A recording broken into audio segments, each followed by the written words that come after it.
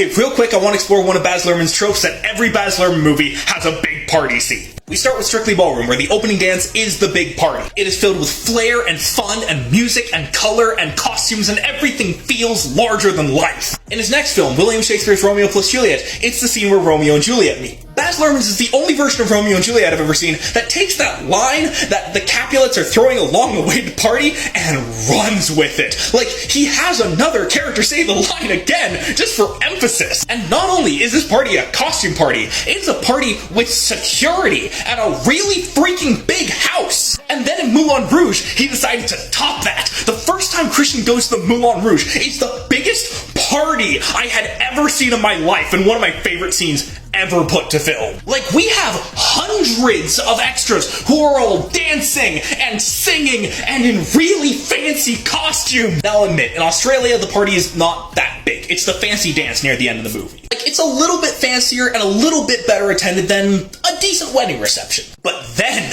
we get to the Great Gatsby, and he just lets it all out.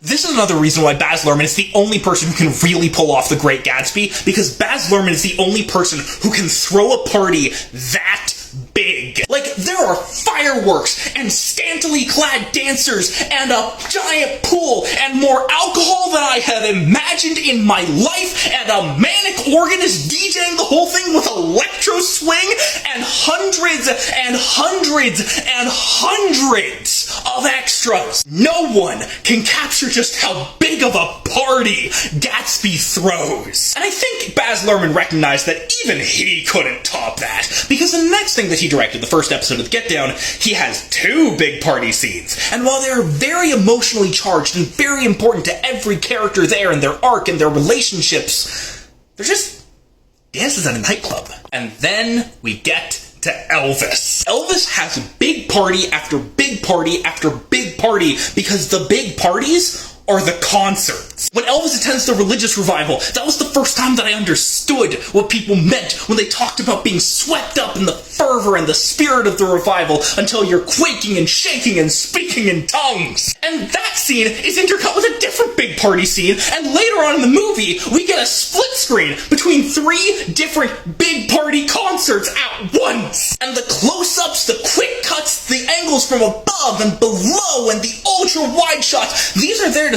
create a sense of chaos and whirl and scale. Like, near the beginning of Elvis, this man put three people in an empty room and made it feel like the biggest party of your life. Nobody knows how to party like Baz Luhrmann. Follow for more wholesome film talk.